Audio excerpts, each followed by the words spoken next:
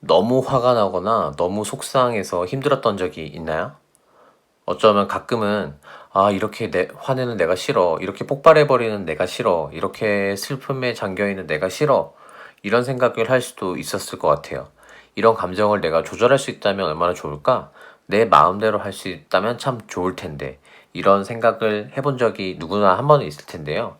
오늘은 그걸 마음대로 조절할 수는 없지만, 내가 왜 그러는지 그걸 뇌에 대한 생각을 바탕으로 이해해보고 도움이 되는 활동을 해보려고 합니다.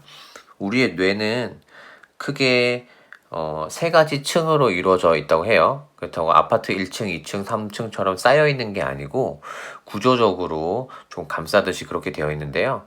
복잡한 뇌 그림보다 우리 손바닥을 활용해서 간단하게 이해할 수 있습니다. 지금부터 선생님을 따라해 주세요. 자, 그러면은 손바닥을 이렇게 펴보세요. 자, 손바닥을 이렇게 했을 때 여기 손목 있죠? 손목. 이 손목 부분이 뇌의 첫 번째 층, 뇌간이라고 부르는 곳입니다. 뇌간 혹은 뇌줄기라고 부르는 것인데요. 별명이 있습니다. 별명은 파충류의 뇌입니다. 파충류 알죠? 뱀, 도마뱀 이런 동물들. 그래서 발달 단계에서 진화의 단계에서 그 정도 위치에 있는 동물들인데요. 이 동물들도 가지고 있는 뇌의 부분이라고 해서 파충류의 뇌라고 불러요. 이 파충류의 뇌가는 하는 일이 있습니다. 하는 일은 뭐냐? 바로 우리의 생존을 위해서 일을 해요. 그래서 여기 밑에는 마치 고속도로처럼 이렇게 신경망들이 이어져 있는데요. 여기를 조절해서 심장이 뛰게 하고 그 다음에 호흡하게 하고 여러 가지 신체 기능을 조절해서 내가 살아있을 수 있게 하는 거죠. 그래서 크게 세 가지를 합니다.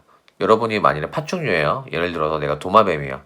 도마뱀인데 지나가다가 내가 잘 알지 못하는 아주 큰 무서운 동물을 만났습니다.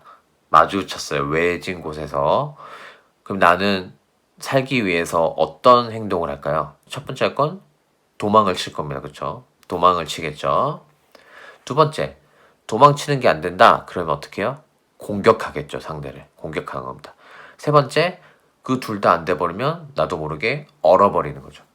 요 세 가지 반응을 합니다. 그 목표는, 그래서 뇌간의 목표는 도망치거나 맞서 싸우거나 얼어버리거나 요 세 가지 중에 하나를 선택해서 합니다. 그 다음에 여기 손가락을, 엄지손가락을 접어주세요. 엄지손가락을 접고 나면 이 엄지손가락과 그 주변에 손바닥 부분 있죠.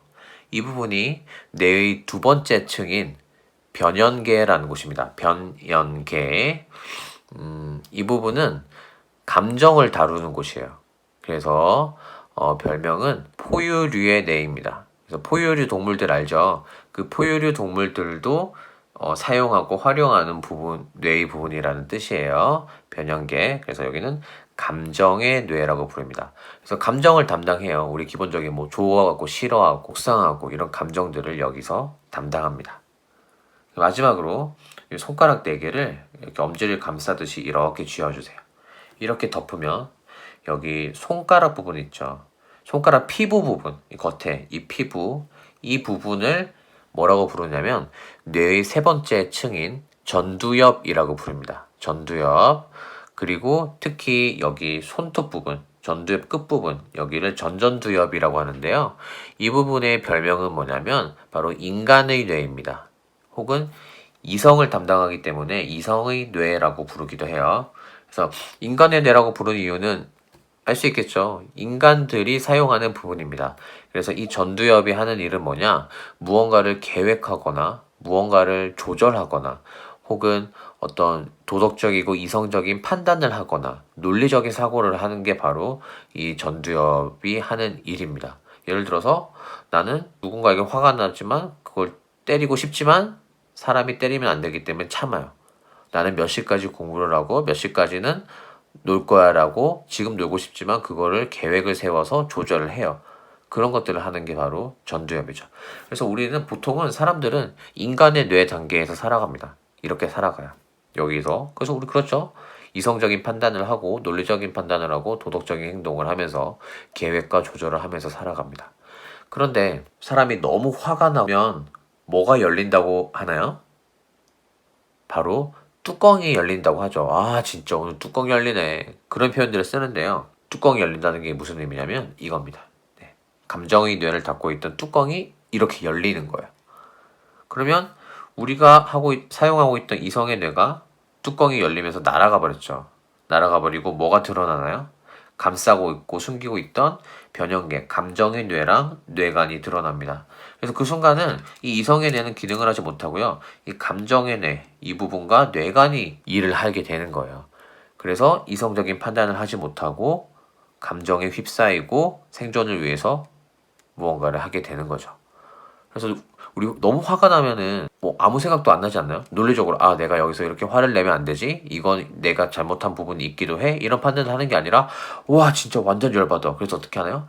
왜 그래? 하면서 공격하죠. 뇌관에서 공격하고 화를 내고 화라는 감정, 변형계에서 화라는 감정을 다루고요. 혹은 나보다 무서운 존재면 어떻게 해요? 울어버리거나 도망가 버리죠. 뇌관에서 그런 얘기를 하게 됩니다. 물론 실제로 마치 모자를 벗듯이 뚜껑이 열리는 건 아니에요. 우리 뇌가 막 이렇게 열리진 않겠죠.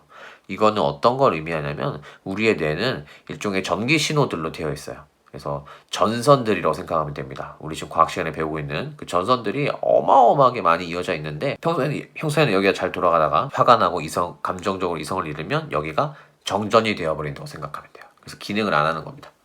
자, 그럼 이렇게 뚜껑이 열렸어요. 너무너무 화가 나고 너무너무 슬프고 너무너무 속상하고 감정에 휩싸였습니다. 뚜껑이 열렸으면 어떻게 해야 내가 다시 감정을 조절하고 평소의 모습을 돌아올 수 있을까요? 뚜껑을 닫아야겠죠. 그런데 이 뚜껑을 닫는 거를 뭐라고 하냐면 바로 자기 조절이라고 합니다. 자기 조절. 자기 스스로를 조절한다는 뜻이에요. 그런데 이 뚜껑을 닫는 게 어렵습니다. 왜 자기 조절이 어렵냐면 나는 화났네? 나는 화를 지금부터 없애겠어. 나는 지금부터 화 안 나! 라고 말한다고 화가 안 나는 게 아니죠. 그래서 이 자기 조절에는 다양한 방법들이 필요합니다. 그 방법들이 바로 자기 조절의 방법이라는 건데요. 쉽게 얘기하면 너무 화나거나 너무 슬프거나 너무 속상할 때 내가 어떻게 하면 진정하는 데 도움이 되는지 그 방법들이라고 할 수 있을 것 같아요. 그 다양한 자기 조절의 방법들을 같이 한번 알아볼게요. 예를 들어서 선생님은 너무 화나거나 속상하거나 그러면은 운동을 하면은 도움이 돼요. 운동을 하면서 샌드백을 치면 좀 이렇게 뚜껑이 닫히는 데 도움이 됩니다. 또 누군가는 막 울고 나면은 이렇게 뚜껑이 닫히기도 하고요. 또 누군가는 아주 달달하고 맛있는 걸 막 먹으면 뚜껑이 닫히고요. 누구는 소리를 지르면 또 닫히기도 하고요. 누구는 내가 좋아하는 가수의 음악을 들어요. 그러면 뚜껑이 닫히기도 하겠죠. 사람마다 다양한 방법들이 있습니다. 그런데 이 다양한 방법들에는 다 공통점이 있어요. 시간이 필요합니다. 그리고 그걸 할 수 있는 공간이 필요합니다. 사람들이 많고 엄마 아빠 같이 있는데 거기서 내가 뚜껑을 닫고 막 열받아서 뭔가를 때리고 그럴 순 없잖아요. 그래서 내가 그걸 할 수 있는 나만의 공간이 필요하죠. 그게 바로 타임아웃 공간이라고 하는 거예요. 타임아웃은 뭐냐면 잠깐 시간을 가지고 내가 자기 조절을 함으로써 스스로 뚜껑을 닫는 과정. 이게 바로 타임아웃입니다. 여러분 타임아웃이라는 말을 스포츠에서 혹시 들어봤나요? 농구나 이런 곳에서 자주 나오는데요. 타임아웃은 뭔가 활동을 하다가 잠깐 멈추는 걸 얘기하죠. 타임아웃을 하면은 좋은 점들이 있습니다. 첫 번째, 경기를 멈추고 흐름을 바꿀 수 있고요. 두 번째, 휴식을 취하면서 나를 회복할 수 있고요. 세 번째, 새로운 작전이나 시도를 할 수 있죠. 그래서 그 타임아웃은 감정을 조절하는데 큰 도움을 줍니다. 그런데 이 타임아웃에는 크게 두 가지가 있습니다. 첫 번째는 긍정적 타임아웃, 두 번째는 부정적 타임아웃이에요. 부정적 타임아웃은 뭐냐면 나 스스로 하는 게 아니라 누군가가 시켜서 하는 겁니다. 예를 들어서 내가 화가 나거나 이랬을 때 엄마 아빠가 네가 뭘 잘했다고 그래? 네 방에 들어가서 반성해. 이렇게 말하는 거. 혹은 요즘엔 거의 없지만 예전에 교실에 생각하는 의자 이렇게 해서 네가 이 의자에 앉아서 뭘 잘못했는지 반성하고 와. 이렇게 하는 게 바로 그 부정적 타임아웃이죠. 그럼 긍정적 타임아웃은 뭐냐면 두 가지가 돼야 돼요. 첫 번째, 내가 타임아웃을 할지 말지를 자기 스스로 조절할 수 있어야 됩니다. 내가 화가 나고 뚜껑이 열렸다는 걸 알아차리고 나 지금부터 타임아웃을 해야겠다 라고 하고 시작하는 것. 그게 바로 긍정적 타임아웃이죠. 두 번째는 마찬가지로 언제 끝낼지 어떻게 할지도 내가 선택하는 겁니다. 5분 뒤에 오겠다 이게 아니고 충분히 내가 뚜껑이 닫힐 때까지 시간을 보내고 나 이제 진정이 됐어. 자기 조절이 끝났어. 라고 하면 타임아웃을 멈추는 거죠. 그게 바로 긍정적 타임아웃입니다. 여러분은 부정적 타임아웃을 하고 싶나요? 긍정적 타임아웃을 하고 싶나요? 긍정적 타임아웃을 하고 싶겠죠. 그리고 긍정적 타임아웃, 자기 조절만이 감정을 조절하는 데 효과가 있습니다. 왜냐하면 사람은 그 어떤 사람도 다른 사람의 뚜껑을 닫아줄 수 없어요. 이거는 오로지 자기 스스로만 할 수 있습니다. 스스로.